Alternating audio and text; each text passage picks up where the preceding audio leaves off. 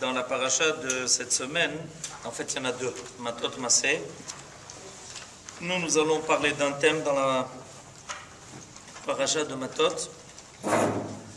Il est question de la fameuse, du fameux épisode où les Bnei Gad et les Bnei Reuven ont réclamé de rester du côté est du Jourdain et de ne pas passer le Jourdain avec tous les enfants d'Israël. Vous savez que là on est à la fin du Chumash de Bamidbar.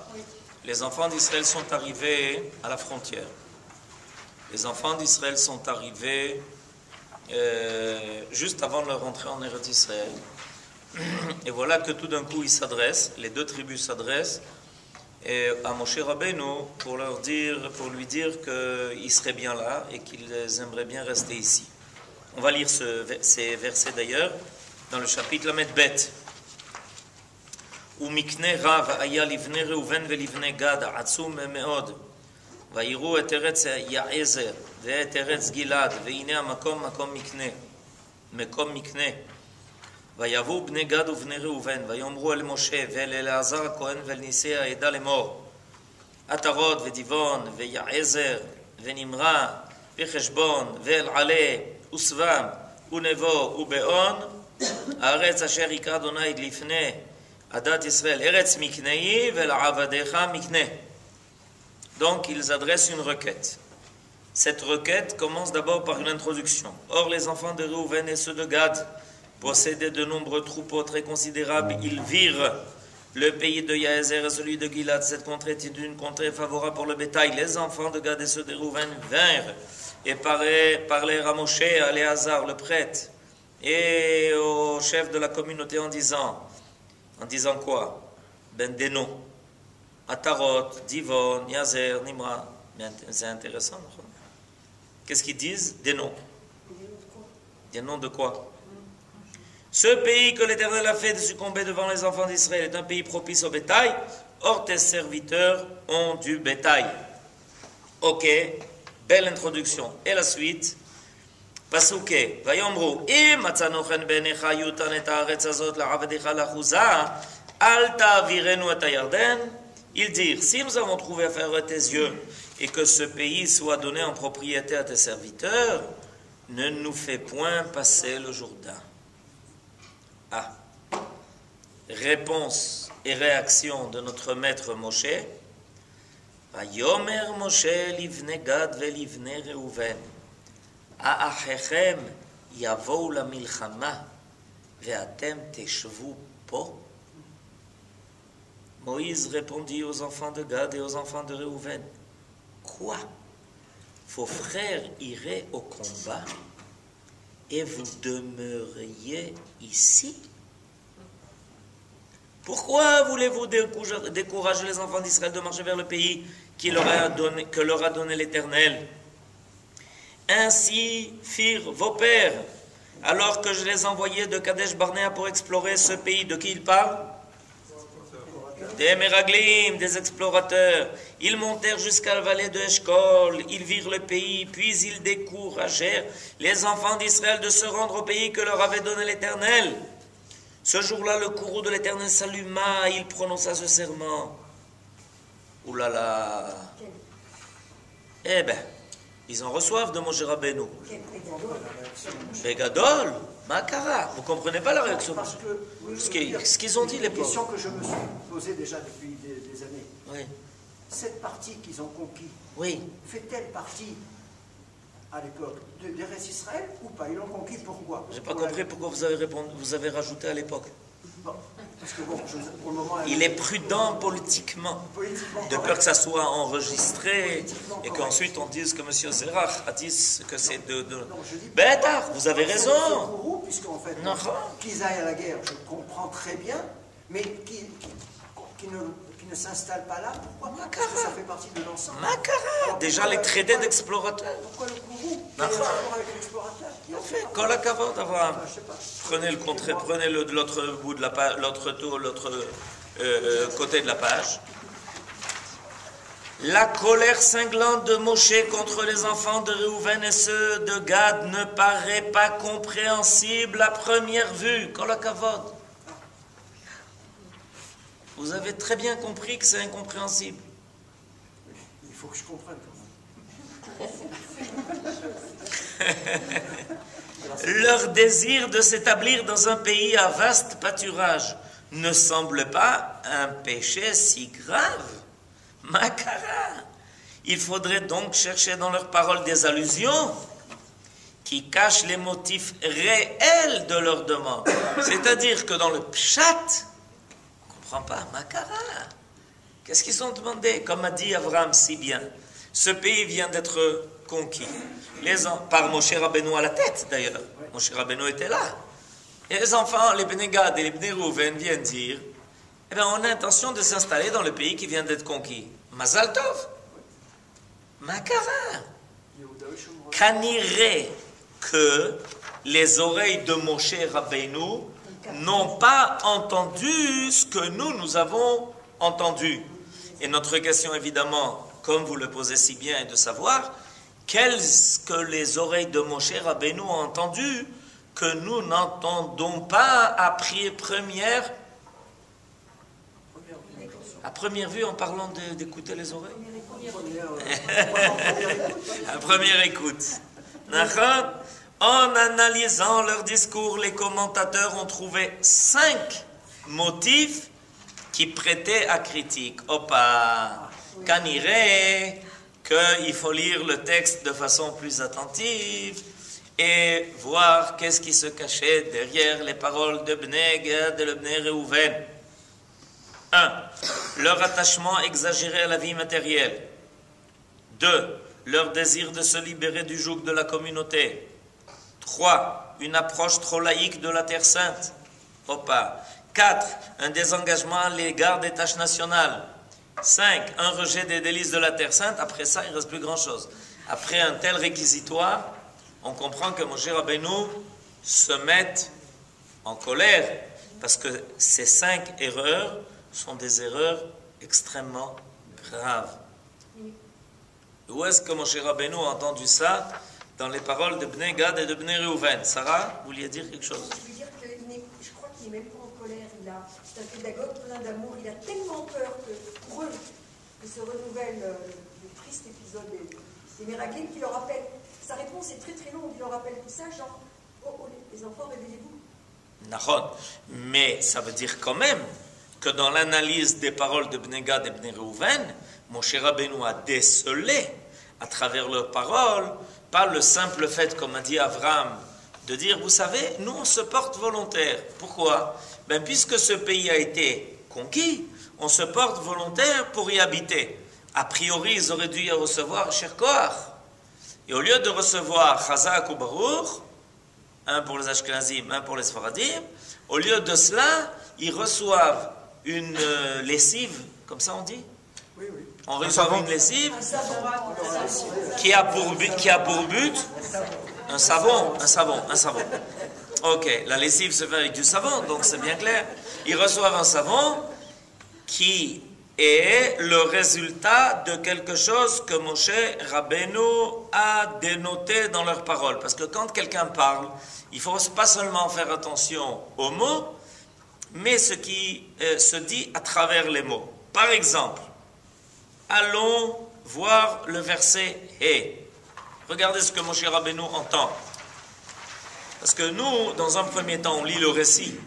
Mais Moshe Rabbeinu, il fait attention à tout ce qui est dit. « Vayomru » Im matzanu chen be'enecha, si nous avons trouvé grâce à tes yeux, Yutan et haaretz azot le'avadecha la'achuza. Donne-nous ce pays en héritage. Jusqu'à présent, c'est beseder. D'accord? Ok. Et la fin? Al ta'avirenu et Yarden. Traduction littérale.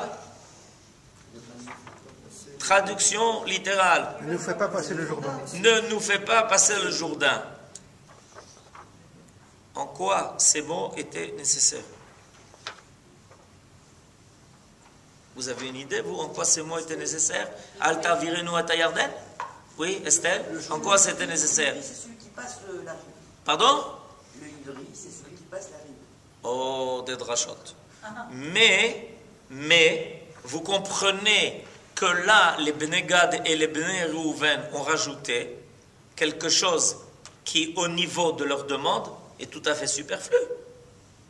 Puisqu'ils ont dit Yutan et haaretz azot le avadecha, que nous soit donné cette terre en possession. Ben, Moshe Rabbeinu, il sait où on est. Il connaît la géographie. Nachon? Si tu dis donne-nous cette terre en possession, pourquoi est-ce que tu as besoin de rajouter Alta virenu et Yarden? Ça veut dire quoi? Ne nous fait pas franchir le Jourdain. Puisque vous avez l'intention de rester ici, pourquoi est-ce que vous avez besoin de rajouter ne nous fait pas traverser le Jourdain? Traduction? Traduction, vous savez quoi? C'est un mépris de la terre. On ne veut pas Traduction, c'est au moins le 2, le 3, le 4 et même le 5. Dans les reproches qu'on peut adresser au Bnei Gad, au Bnei Reuven, on peut déjà trouver au moins le 2, le 3, le 4 et le 5. Ça veut dire quoi ne nous fait pas passer le Jourdain? Mais à quoi ça sert? Pourquoi vous le dites? Qu'est-ce que ça veut dire? Ça veut dire on n'a pas l'intention de se joindre à vous pour faire la guerre. pour faire la guerre, pour conquérir la terre, On en a assez de ça. pour assumer les tâches du peuple tout entier. On a assez avec ce qu'on a, nous on est tranquille. On a du bétail, on a trouvé les bons pâturages, on est en Suisse, vive la liberté. Mais on n'a pas l'intention de passer avec vous le Jourdain. Mon cher Rabbeinu, il entend ces mots. Ces mots, ils n'ont pas été dits pour rien. Ils sont tout à fait superflus. Au niveau de la demande des Bnei Gad et Bnei Reuven, cette demande est tout à fait superflue. Pourquoi ils ont besoin de rajouter « ne nous fais pas passer le Jourdain » À quoi ça rime? Ça, 1, 2. Et pourquoi est-ce qu'il y a eu besoin de toute cette introduction, Bichlal? Chez les Bnei Gad et les Bnei Reuven, pourquoi est-ce qu'on a besoin de toute cette introduction? Verset 4. Haaretz asher hika Adonai lifnei adat Israël eretz miknehi valavadecha mikne. Traduction. Ce pays que l'Éternel a fait succomber devant les enfants d'Israël est un pays propice au bétail. Or, tes serviteurs ont du bétail. Ça veut dire quoi tout ça? Se justifier. Ils ne sont pas très à l'aise. Ils ne sont pas très à l'aise. Ça veut dire que ce qui les intéresse, c'est le bétail. C'est le matériel. Numéro 1. Ils n'ont pas parlé de Eretz Israël, ils n'ont pas parlé de Eretz HaKodesh, ils n'ont pas parlé de Eretz Zavat Chalav Udvash. Bichlal. Il n'y a qu'une chose, ils n'ont qu'une jumelle, c'est voir le bétail.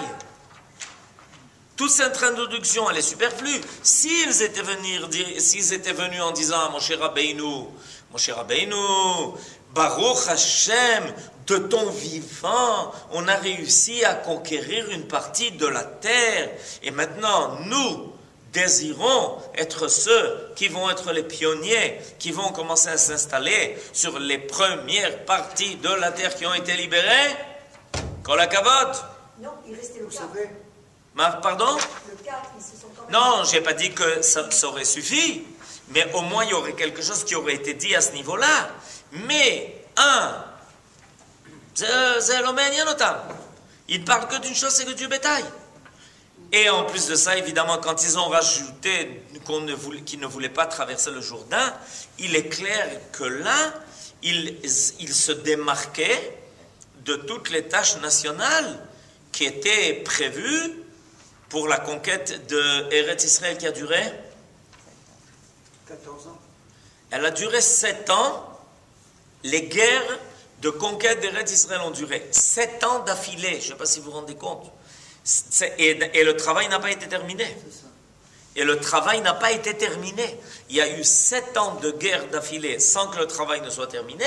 Et 7 ans ensuite pour que les tribus s'installent chacune dans la partie qui lui revenait. Chalouka. Et de ça, non, on n'est pas dans l'affaire, nous. Okay. Il n'y a pas qu'eux qui disent qu'ils ont beaucoup de bétail. La Torah elle-même, elle commence par là, le narrateur, entre guillemets, le premier passou. Je veux dire, c'est en fait... C'est Bidiouk pour nous faire remarquer que l'approche des Bnei Gad et Bnei Reuven vient précisément de la situation économique dans laquelle ils se trouvaient. Il y a d'abord une définition de la situation économique, et puis ensuite, il s'avère que eux ont complètement intégré cette approche, cette vue de voir les choses. Ok? Oui. Ça me rappelle un petit peu l'actualité d'aujourd'hui, enfin d'aujourd'hui, pas nécessairement, mais il y a quelques années, ils ont fait une guerre déjà. Ils ont gagné, ils sont arrivés au Jourdain. Et comme beaucoup de nos frères ici, il y a un certain temps, qui disaient, bon, on en a assez de gagner, de vaincre. Ça suffit, on ne veut plus de guerre. C'est l'état d'esprit qui a dominé. En général, quelque chose qui est écrit dans la Torah n'est pas écrit pour nous parler de ce qui s'est passé, mais pour nous parler de ce qui va se passer. C'est pour ça que je voulais le signaler. C'est intéressant ça. Ce qui est écrit dans la Torah n'a pas... Vous avez raison. Ce qui a été écrit dans la Torah n'a pas été écrit pour nous parler de l'histoire. L'histoire, c'est l'histoire de ce qui s'est passé avec eux. Mais pour nous préparer à une situation semblable et qu'on puisse être capable d'analyser la chose. On continue sur Munch. Sur le premier reproche qu'il aurait fait d'un trop grand attachement à la vie matérielle, il est écrit dans Kohelet. Le sage a le cœur à droite. Le cœur du sot se trouve à gauche. C'est intéressant parce qu'on a tous le cœur à gauche. Oh, chacun peut comprendre ce qu'il veut maintenant. La conservation de leurs biens leur importait plus que leur propre vie. Et ceci découle de leur affirmation. Nous voulons construire des parcs à brebis pour notre bétail et des villes pour nos enfants. Et Moïse leur répondit, construisez donc d'abord des villes pour vos enfants, puis des parcs pour vos brebis. Le contraire, ya Habibi. Vous vous occupez du bétail avant de vous occuper des enfants. Makarapo. C'est-à-dire qu'ils firent de l'essentiel accessoire et de l'accessoire l'essentiel. On commence par le bétail. Et ensuite, s'il reste, on s'occupe des enfants. Ok? Nachon, il y a quelque chose de très pasoul dans cette affaire. Mais honte pasoul. Makoreka. Il est clair que Moshe Rabbeinu, comme vous l'avez dit, veut éduquer les Bnei Gad et les Bnei Reuven. Parce qu'il sent qu'est en train, dans leur discours, est en train de dire quelque chose qui demande à être profondément rectifié. Et je voudrais juste revenir sur ce qui est dit dans Kohelet, que le sage a le cœur à droite et le cœur du sot se trouve à gauche. Il est clair que ce que Kohelet est en train de dire, c'est qu'il faut sortir de la sottise. A priori, quand on a notre cœur à gauche. Ça veut dire qu'on a un travail à faire. C'est Méhanien qu'Akadosh Baruch Hu a décidé de placer notre cœur à gauche. Il aurait pu le mettre à droite. Ça arrive dans très rares cas. Mais en général, on a le cœur à gauche. Ça veut dire que tu as un travail à faire au niveau de ton cœur. Tu peux pas continuer à être comme tu es né, sans acquérir les connaissances, la sagesse, la chokhma, etc. Il faut s'élever de la condition naturelle dans laquelle on est né. Ainsi aussi, ces tribus matérialistes furent les premières à être déportées en exil. Et ceci 8 ans avant les autres. Les enfants de Réhouven et ceux de Gad allèrent en exil. C'est comme ça qu'il est marqué dans Divrei Hayamim. C'est-à-dire que ça fait partie des jours dans lesquels on se trouve maintenant. Quand il y a eu la décadence du royaume d'Israël, avec finalement la destruction du temple, du premier, l'exil ne s'est pas fait d'un seul coup. Il s'est fait progressivement. Et les premiers à être partis en exil sont les Bnei Gad et les Bnei Reuven. Parce que cette situation-là est une situation qui est très précaire. Quand tu es attaché à tes biens matériels, ça entraîne d'abord des comportements qui ne sont pas toujours positifs. Et en plus de ça, l'attachement, il n'est pas profond. Il est plus aléatoire. On n'est pas attaché à notre terre parce que sur notre terre, on a beaucoup à manger. On est attaché à notre terre par essence et pas par profit, pas par intérêt. Ok. Maintenant, deuxième remarque.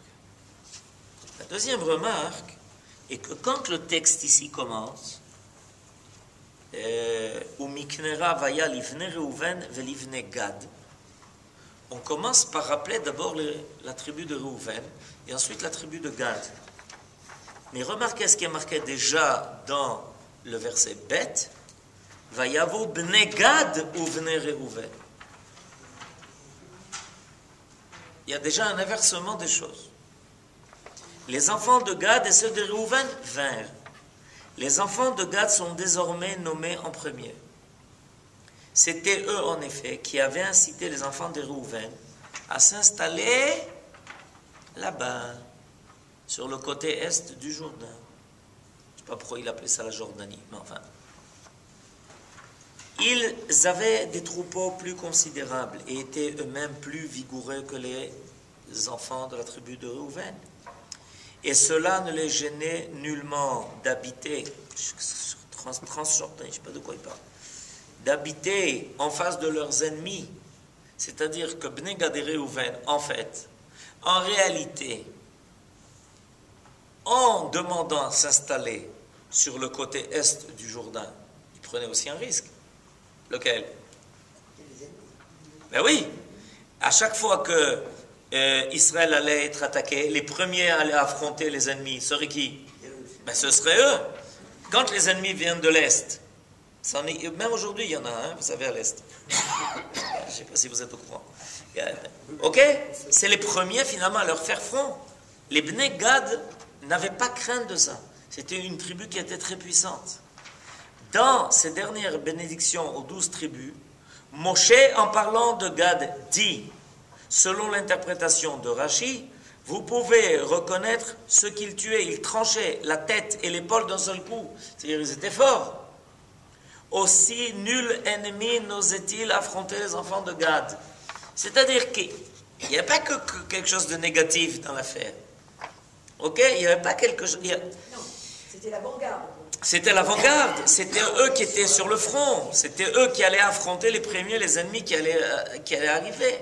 C'est-à-dire qu'en fait, cette aspiration des Bnei Gad et Bnei Reuven, elle pouvait être traduite en quelque chose de positif, c'est comme toujours. Tu peux venir du mauvais côté de la chose, tu peux venir du bon côté de la chose. Et si eux étaient venus affirmer cela à Moshe Rabbeinu, au contraire, les aurait loués, en leur disant, Kol hakavod, vous voulez être ceux qui seront la barrière entre les ennemis et Eretz Israël. Kol hakavod. Comme le kibbutzim. Bediouk, ceux qui entourent le pays aux frontières. Kol hakavod. Il faut avoir une force spéciale pour ça. Il faut être des gens très courageux. Il y a des gens, il y a des comme vient de dire Abraham, des gens dans les kibbutzim, dans les moshavim, etc., qui étaient sur la frontière mamash et qui pendant des années ont affronté les attaques incessantes et répétées, etc. Si vous voulez avoir une fois un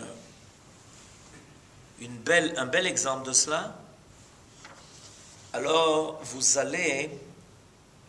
vous savez où est le kibbutz En-Gev? Oui, sur le côté est du Kinneret. Il est sur le côté est du Kinneret. Bediou. Ok, En-Gev. Sur le côté est du Kinneret. Ok, il y a une route qui longe donc le Kinneret sur le côté est du Kinneret. Sur le côté ouest, c'est Tveria. Sur le côté est du Kinneret, il y a une route qui longe tout le côté est. Il y a là-bas, sur le bord du Kinneret En-Gev, mais de l'autre côté de la route, quand on voyage sur cette route, à un moment donné, il y a un kibbutz qui s'appelle Tel Katsir. C'est le nom du kibbutz. Tel Katsir.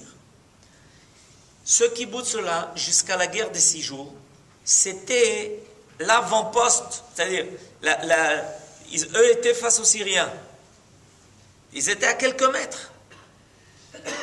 Ils étaient bombardés nuit et jour. Et ils ont fait un musée où on voit les restes de ce qu'ils ont subi depuis la guerre d'indépendance jusqu'à la guerre des 6 jours. Ils ont vécu, ils dormaient pas dans les maisons. Ils ne savaient jamais quand est-ce qu'ils allaient être bombardés. Les enfants ne savaient dormir que dans les abris. Et on voit comment ils ont gardé les souvenirs de l'époque. Il faut aller voir ça. C'est phénoménal. Ce que ça veut dire vivre sur la frontière. Pas vivre comme ça, Tel Aviv, on doit décider une décision grave à quel bar et restaurant aller s'asseoir. Eux étaient bombardés en permanence.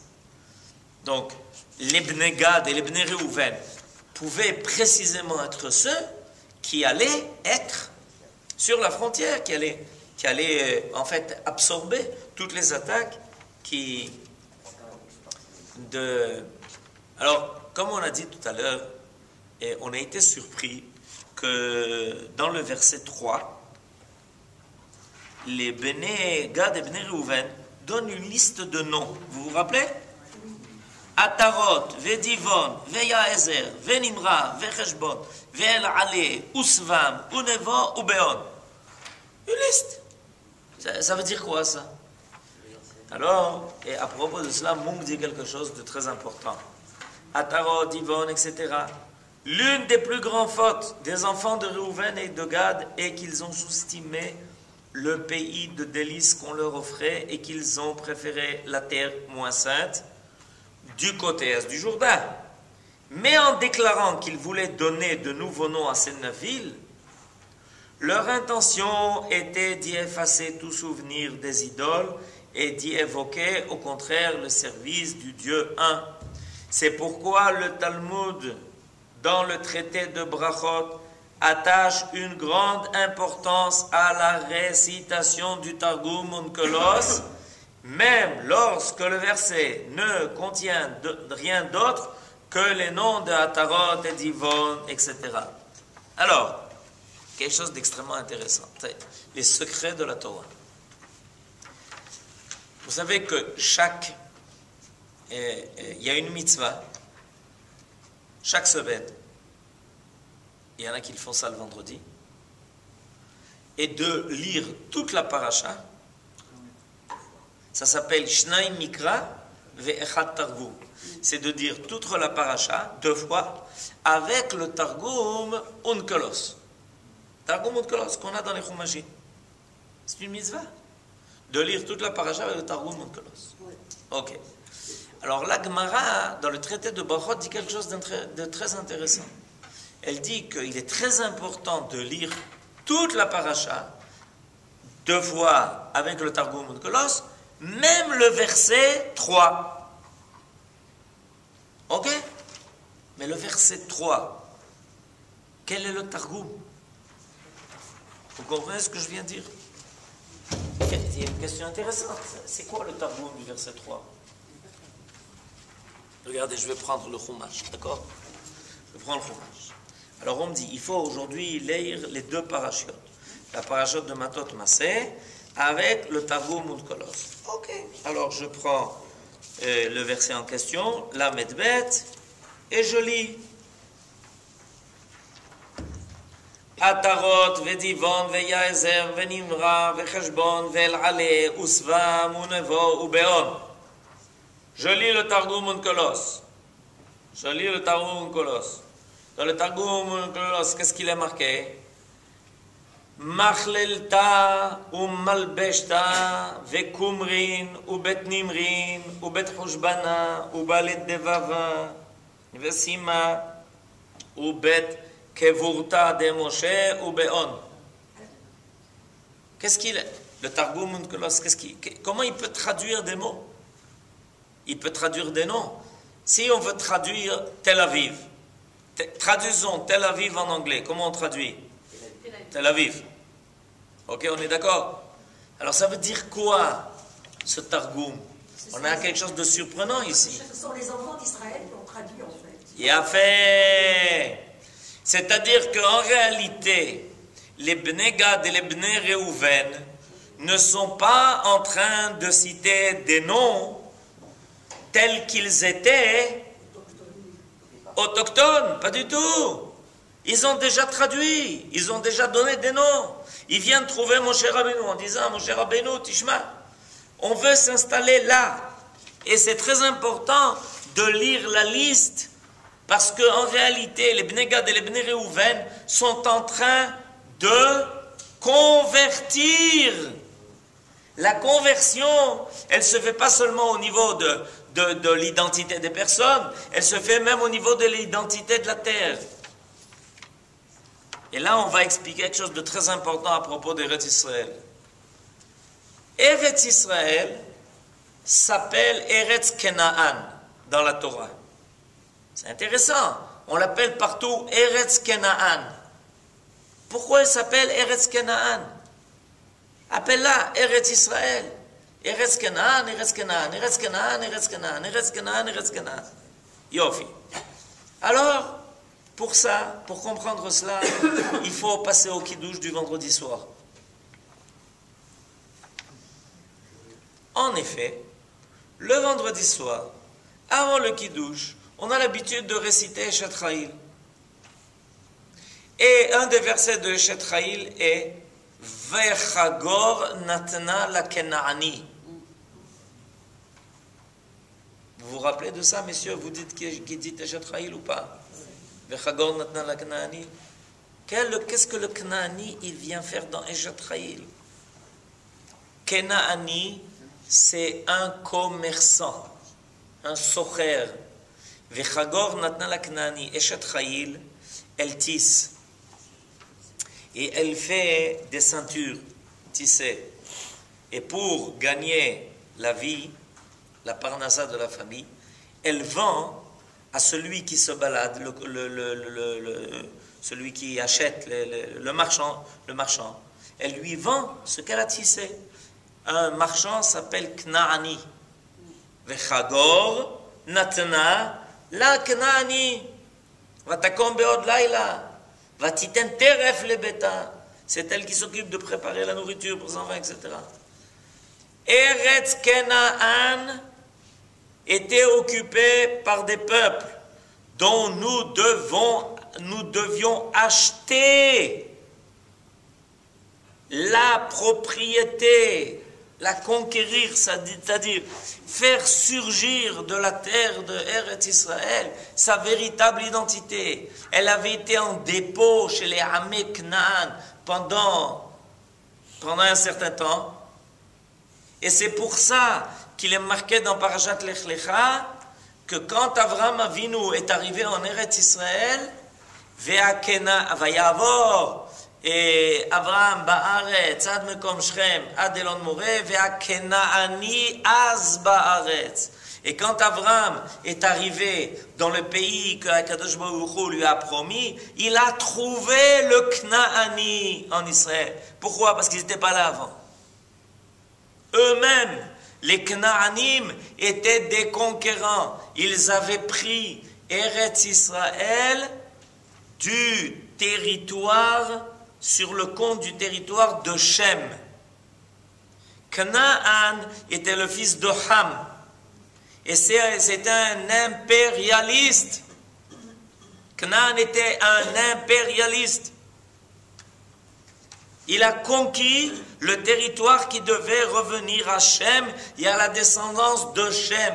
Donc Avraham, en réalité, qui était le descendant de Shem, était venu récupérer ce qui avait été volé par Knaan. C'est pour ça qu'il est marqué Ve'aknaani az ba'aretz. Ça vient quoi faire le mot az? À ce moment-là, quand Avraham est arrivé, il n'a pas trouvé un pays qui était vide. En réalité, il est venu prendre propriété du pays qui lui appartenait, comme étant le descendant de Shem. Et il a trouvé le Knaani. Et le Ham Israël devait récupérer pour le peuple d'Israël. Rentrer en Eretz Israël, c'est un travail de récupération. Alors les Bnei Gad et Bnei Reuven sont arrivés et ils ont dit à Moshe Rabbeinu, bon, alors nous on va récupérer. Et à partir de maintenant, ces endroits-là vont s'appeler Atarot, Divon, Yaezer, Nimra, Cheshbon, El Ale, Svam, ou Nevo, ou Beon. C'est comme ça qu'on veut les appeler. On les convertit. On leur fait une conversion. Et c'est pour ça qu'ils ont une traduction. S'ils n'avaient pas été, si ce n'était pas des noms qui avaient été donnés et qui avaient une signification, ils n'auraient aucune traduction. Ça ne voudrait rien dire de lire le Targum Onkelos. On serait contenté de dire New York, Washington et je ne sais pas quoi. Los Angeles. Ce que vous voulez. Vous comprenez? Or, la Torah nous fait, la Gemara nous fait remarquer quelque chose d'extraordinaire en nous disant, sache une chose, c'est que quand tu dis Shnaim Mikra Inchat Targum, surtout ne rate pas ces noms-là, parce que tu aurais pu penser que si tu les as déjà dit une première fois en ivrite, tu n'as pas besoin du Targum. L'onachon. Le Targum vient te dire que les Bnei Gad et les Bnei Reuven, ils ont donné un nom qui avait une signification et qu'ils ont donc récupérer ces endroits qui avaient reçu d'autres noms par les idolâtres et nous redonnons à Eretz Israël son identité. Et aujourd'hui, Baruch Hashem, c'est ce qu'on fait aussi. Tout d'un coup, il y a des noms qui signifient quelque chose. Ken? Moshe Rabbeinu a compris qu'il fallait aider les Bnei Gad et les Bnei Reuven à remettre les choses en place. Et c'est pour ça que finalement les Bnei Gad et les Bnei Reuven, ils ont participé à la conquête d'Eretz Israël. Ce sont eux qui sont devenus les Chalutzim. Vous avez entendu parler des Chalutzim? Les premiers Chalutzim, ce n'est pas ceux qui sont arrivés il y a 120 ans pour assécher les marécages, c'est les Bnei Gad et les Bnei Reuven. Finalement, quand Moshe Rabbeinu leur a donné un cours pour leur expliquer quelle était la véritable valeur des choses, les Bnei Gad et Reuven ont été ceux qui étaient à la tête de l'armée d'Israël pour conquérir Gad et Reuven. Il a fait son travail. Moshe Rabbeinu a fait son travail. C'est-à-dire que les Bnei Gad et Reuven, Béhémet, ce sont des gens qui conviennent. Ils peuvent remplir ce rôle. Mais il faut leur expliquer la valeur des choses. Parce que si tu fais tu combats sans avoir la conscience de la raison de ton combat, non, tu te fatigues. Tu dis, on en a marre. On ne veut plus de guerre, on est fatigué. C'est ça? De l'autre côté, le rabbin a dit que la destruction du temple, c'est les deux prévues qui sont dans les premières. La faute, c'est qu'ils n'ont pas complètement récupéré ça. C'est que Moshe Rabbeinu avait déjà décelé en eux cette Khulcha, et que cette Khulcha, elle a été récupérée, mais elle n'a pas été récupérée totalement. C'est un travail à long terme. Et comme a dit tout à l'heure Abraham, des fois, on remarque dans le peuple, cette Khulcha, les Bnei Gad aujourd'hui, on ne sait pas où ils sont. Ça veut dire qu'on a tous intégré une partie de cela. On a tous intégré. Quand quelqu'un quitte Eretz Israël parce qu'il est sûr qu'il va gagner des millions ailleurs, comment ça s'appelle ça? Ça s'appelle la paracha. C'est comme ça que ça s'appelle. Ça s'appelle la paracha. Ça porte pas un autre nom. Ça s'appelle la paracha. Zéo, c'est pas pour ça que tu es venu ici, Habibi. Pour gagner des millions. C'est autre chose. Il y a une falsification de l'histoire, parce qu'aujourd'hui on nous appelle des voleurs. Ah, mais ça vous saviez pas? Si, bien sûr qu'on le savait. Que là, l'histoire est falsifiée. On reçoit des preuves de plus en plus. On reçoit les preuves. Eh, Nitzra. Excusez-moi de revenir en arrière. Herzl, je ne sais pas comment il faut l'appeler. On l'appelle comment? Herzl, comment on l'appelle? Vous savez pas, ils ne savent pas pourquoi je dis ça. Dans le mot Canaan, il n'y a pas, dans la racine du mot Canaan, il n'y a pas Arna, qui veut dire soumission, il n'y a pas une idée de soumission. Modestie. Zéro. Ça veut dire que et pour être sur cette terre, il faut accepter la valeur de cette terre. Il faut que tu sentes que cette terre exige de toi de travailler selon ses valeurs à elle, pas selon tes valeurs à toi. C'est ce que Moshe Rabbeinu est en train d'expliquer au Bnei Gad et Reuven. Cette terre-là, elle a une valeur en elle-même. Elle a une âme. Elle choisit l'histoire. Et elle choisit les individus qui vont faire l'histoire. Donc il faut être très humble. Quand on manque d'humilité par rapport à cette terre-là, ça ne marche pas. C'est ce que Moshe Rabbeinu est en train de dire. On peut pas, si tu décides pas, tu ne vas pas décider sur cette terre tout ce que tu veux et tout ce que te passe par la tête. Chaque individu, et même beaucoup font expérience de ça. Quand tu arrives ici, premièrement, au lieu de te dire sois modeste, parce que ça risque de blesser, on te dit savlanout. C'est exactement la même chose. Ça veut dire, ya habibi, tu viens d'arriver, savlanout. Hey wa, akrega, shouya, savlanout. Adopte-toi, fais partie du truc. Tu viens d'arriver, débarquer. Savlanout, ça. Est-ce que c'est de son propre chef que le monde a traduit, qui nous explique qu'ils ont préféré la terre au pays des délices, ils ont préféré la terre moins sainte d'au-delà du Jourdain, moins sainte. Oui, parce qu'il y a des niveaux. Ah, voilà. Il y a des niveaux.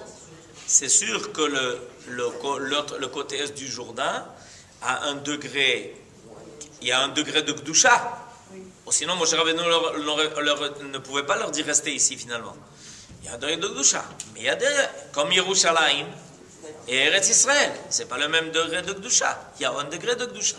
Même au niveau des mitzvot. Okay? Pourquoi Eretz Canaan, non. Pourquoi Eretz Israël n'apparaît jamais dans la Torah, bien que, après qu'elle ait été conquise par Yeshua? À aucun moment on voit Eretz Israël. Est-ce que ce n'est pas aussi un argument pour ceux qui contestent la propriété de cette terre? Et à ce moment-là, pourquoi on ne continuerait pas à l'appeler Eretz Canaan? Non. Dans la Torah, elle est appelée. Après la conquête de Yeshua, elle porte le nom d'Eretz Israël. Elle porte plusieurs noms. Elle s'appelle Eretz Achayim, elle s'appelle Eretz Israël.